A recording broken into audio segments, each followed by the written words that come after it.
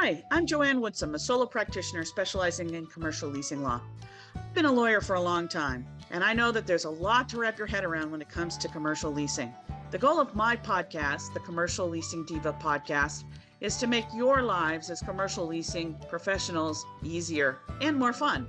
In the podcast, I speak to other commercial leasing professionals who share their expertise so that we can all improve our commercial leasing game and better serve our clients.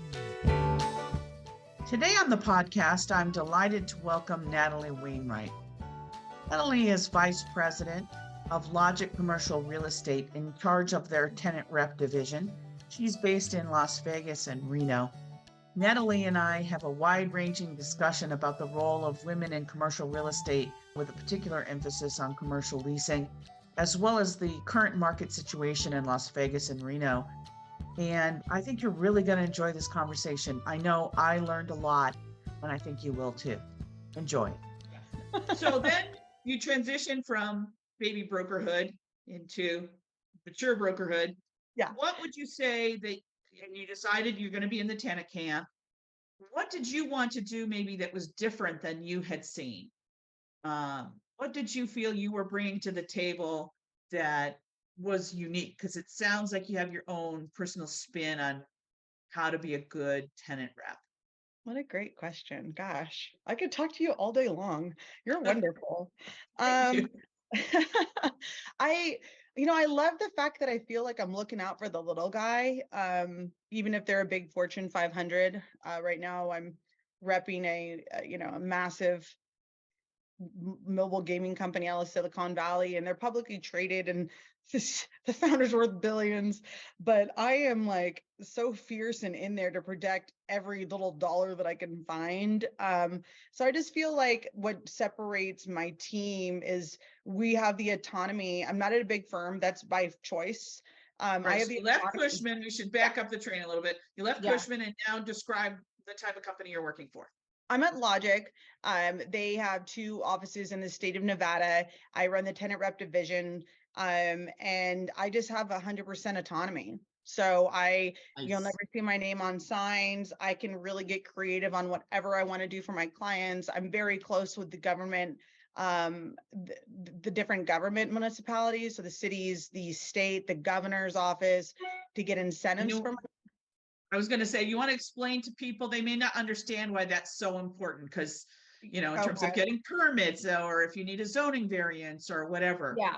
So it's on that end, that's like the really first level of why it's important to have somebody that's close with these municipalities. And yeah, sure, I can get your permits pulled faster, or zoning variants if you need to bring in certain equipment, but it's actually a lot deeper than that. I can get the commissioner involved if you're really interested in this one area of town and we can't find what you need.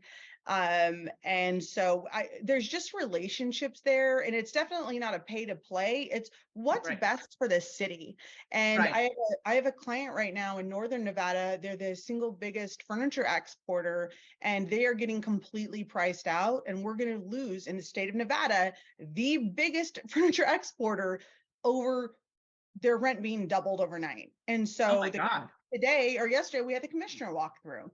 So does it behoove our city to lose a huge company for the state, so a landlord could literally double their rent overnight? And so that's why it's having somebody involved that's connected with the governor's office and connected with these people.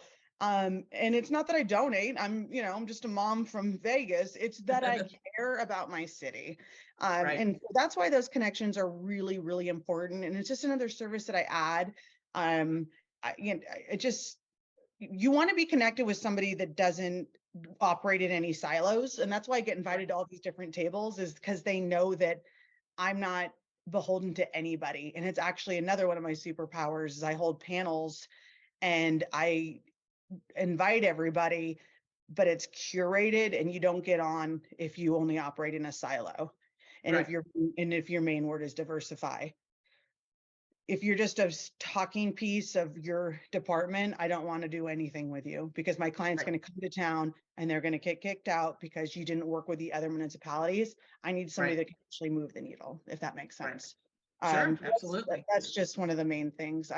that I do. So that is the biggest secret sauce that I have, is that I'm not beholden to any landlords. Obviously, I'm a Right. tenant rep, but it's Las Vegas and it's Nevada, and everybody is kind of beholden to somebody because it's such a small tertiary market. Right. I will upset anybody that I need to. Right. Right. And I'm So you doing that mentioned currently. briefly the doubling of the rent for one particular client. What are you seeing right now with office in Reno and Las Vegas? Obviously, the pandemic had a giant impact in California in particular, in San Francisco, we've got skyrocketing vacancies, subleases are crazy. We don't know when it's going to return to normal, quote unquote. But then other, suburban areas are doing pretty good. What's it been like in Reno and Las Vegas? Are they the same or different market? They're pretty much, there's the same on the office front. I am also huge into flex and industrial. So since leaving Cushman, I've expanded and broadened my skill set. So I would say in Reno, Northern Nevada, Reno Sparks, the industrial is sub 1%, and there's nothing. There is nothing, nothing. Is And there a lot of in the pipeline for development? there's Reno's quite a just growing. bit. I live in Reno and it's just growing like crazy. It's growing like absolute crazy. They keep announcing new product. One was completely pre-leased for about 900,000 square feet. Well, then guess what? It goes right on the market for sublease. So there's a lot of what I like to call phantom space. We saw a lot of this during COVID, where, there's a gluttony. Everybody's putting their office space and their industrial space on the market for sublease. Everybody panics. It's a sign of the times, and we're going to go into a recession. Well, then you go to lease that sublease space and nobody can act and nobody deliver, and they just put it on the books for the shareholders over New York. So I don't operate like everybody else. I think that, it's a very tight market. If you're looking to move, there are places to move. Just be prepared to spend about 30 to 40% more than what you would have spent a year ago. So I think that landlords in Reno particularly are way overplaying their hand. I think that them and the brokers are way overplaying their hand and putting everything on the market 30 to 40% over market, because there's such high demand and little inventory. I think things are going to even out within the next 12 months. And I am very excited for that day. Because everything, it's just like what happened at the ports, right? With the freighter, the freight's coming in, they're usually $1,200. All of a sudden, demand, everybody paid $20,000 per freight. Now we have an overage of inventory. All these businesses are going out of business. So as a landlord in Reno, you can either shut everybody down like you're my client and lose everything, or you could just work with everybody and not be a part of the problem. So that's that market. Southern Nevada, it is fierce right now in the office market. We have a bunch of great new development. Landlords are not taking advantage of the situation. There seems to be a lot of deals being made. The mass influx out of California has been great. Thank you, Governor Newsom.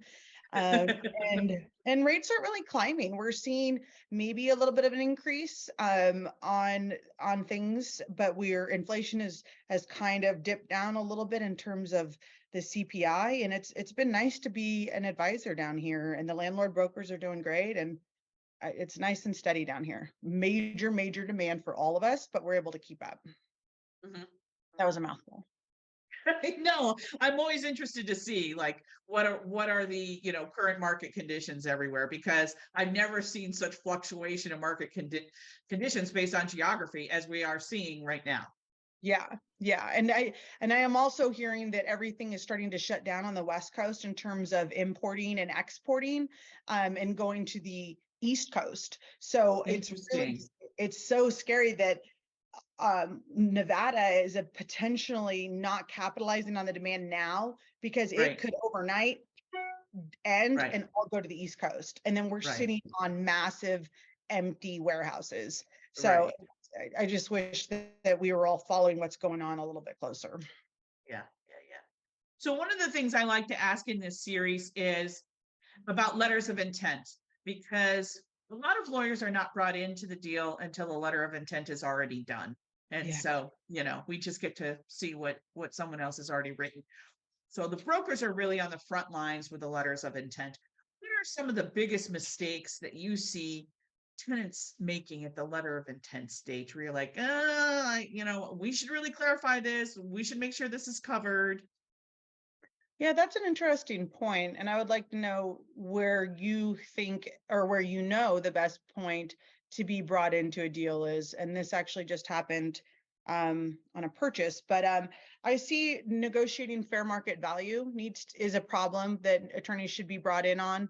The language should be clarified a lot more because dollars to donuts, it's going to be litigated down the line if it's not handled properly or if it's left ambiguous.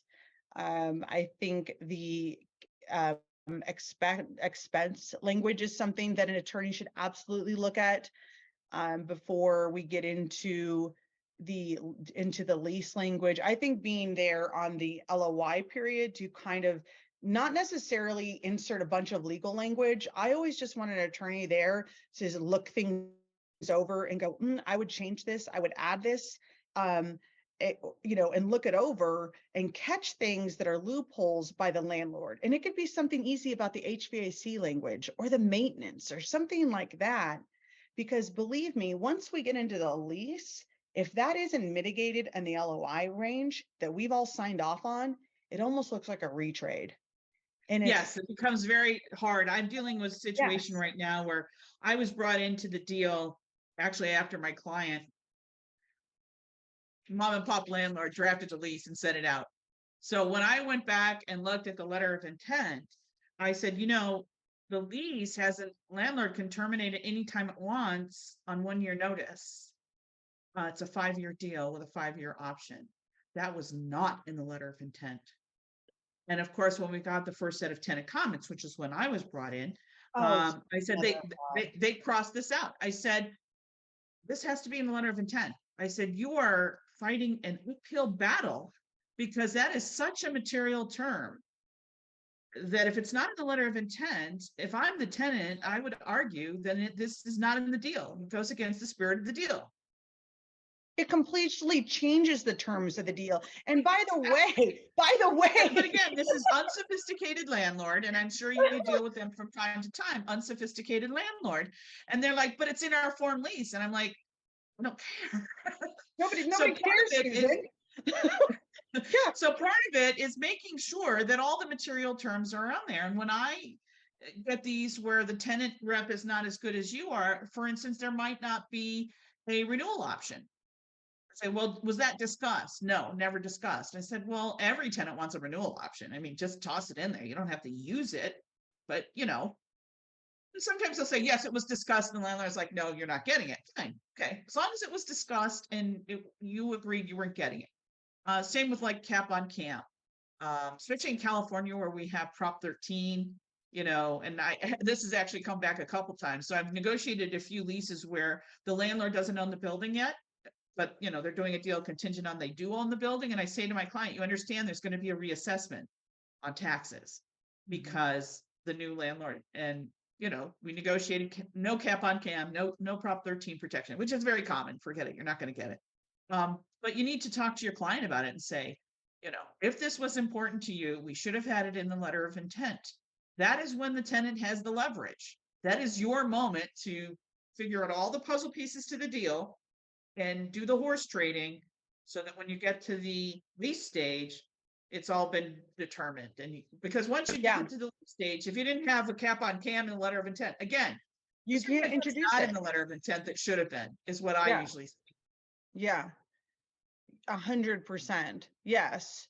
And so how does your firm work? How does your firm work? Are you on an hourly? Do you just do it as like I'm hourly. Okay. I'm an hourly. And you're licensed in Nevada, obviously. Yes. And California. Okay. Yeah. Okay. And so you would come on, would you be, do you work with some firms exclusively? Commercial real estate firms? No? No. Okay. So I represent both landlords and tenants, which I feel, is very helpful to me just in terms of thinking of always both sides of the transaction.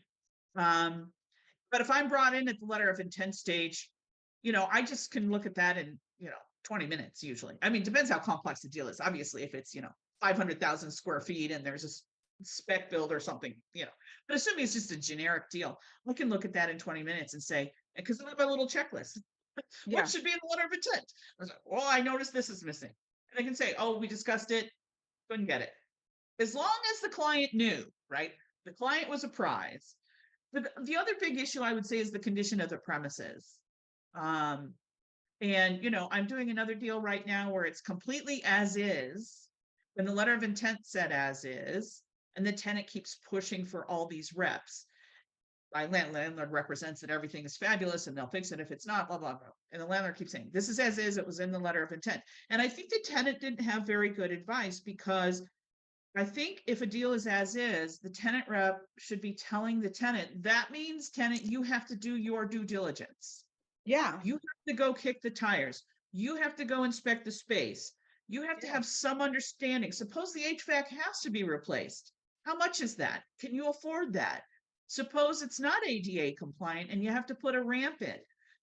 Does your lease economics contemplate all these unknown costs and risks? It does. Maybe the rent's 5 cents a square foot and you're like, fine, I'm totally okay with that.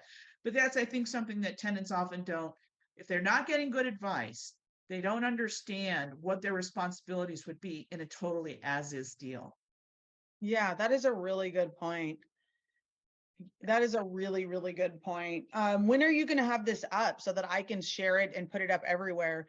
I especially like this last piece, just to educate people, because that's so great. And I actually had a conversation with my client.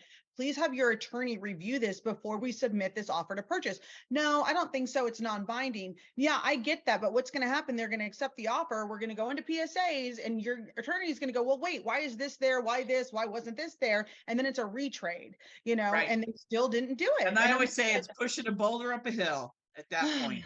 So very hard after the, and it's funny because the letter of intent, non-binding. And I'm like, I know it says non-binding. Yeah. But there is a moral code, sort of. Yeah. You can't go in front of a judge and say something because it's non-binding, it's not a contract. But when you're doing the deal, it has the force as if it were the law, right? And so if it's in the letter of intent and it says the purchase price is $1 million, unless you put a bunch of caveats on there, it's $1 million.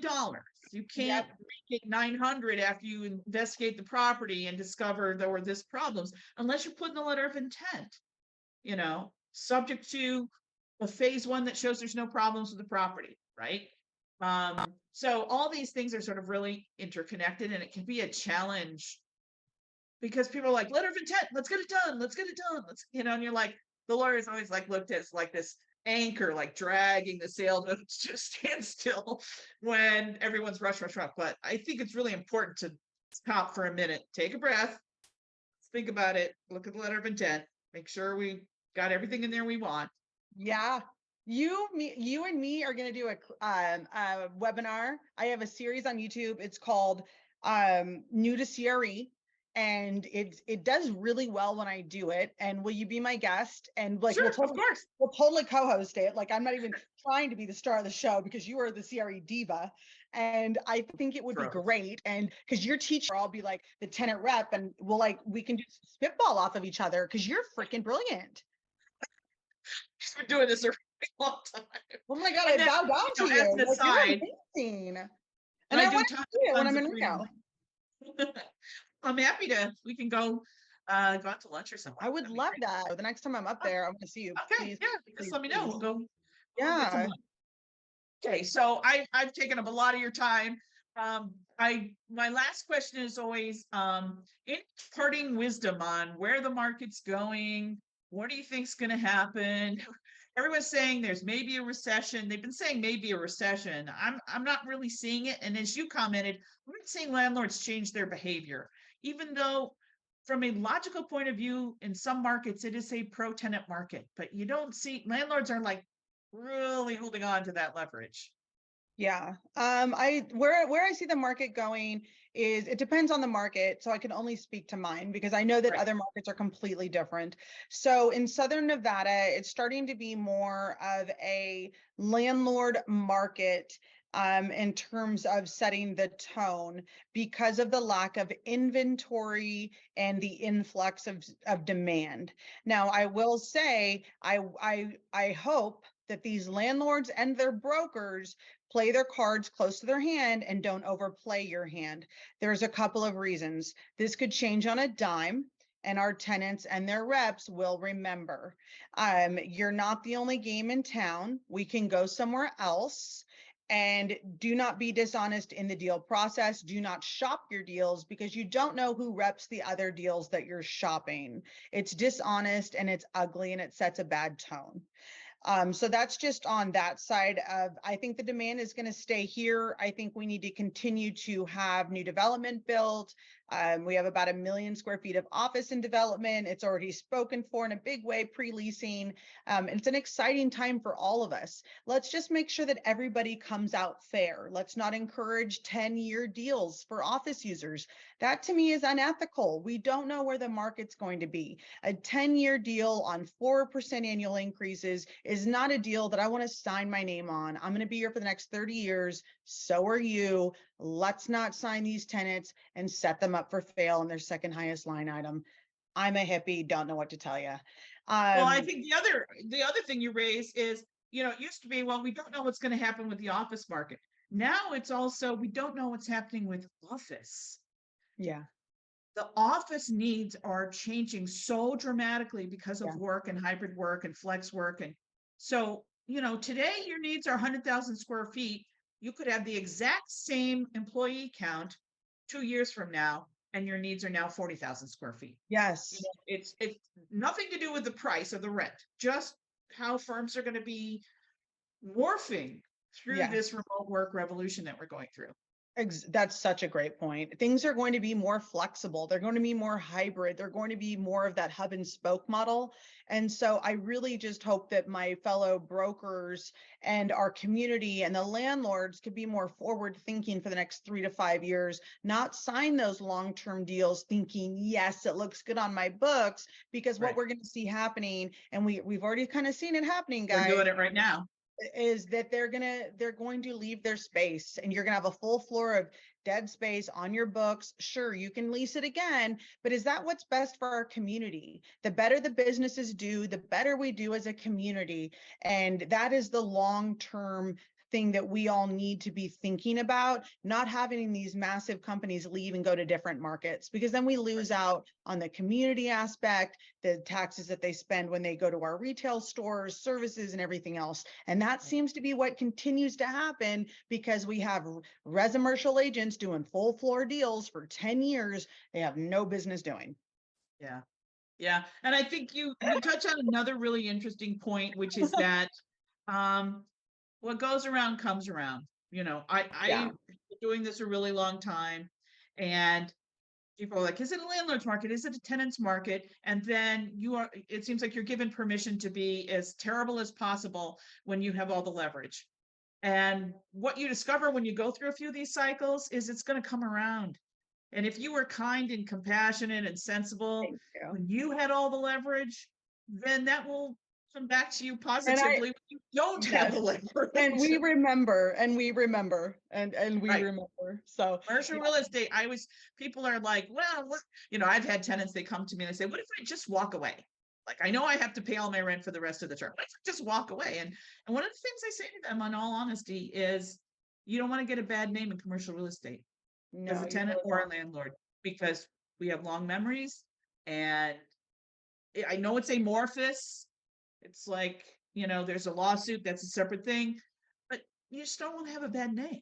You don't. You don't want to have empty space that fits every one of my tenants. But I remember that it took you a year to pay me, and I've got 2 kids, so you clearly don't respect what I do for a living. And I brought you a massive, massive credit A tenant, And I just, it's not a good idea. It's not a good idea. So let's all get all together.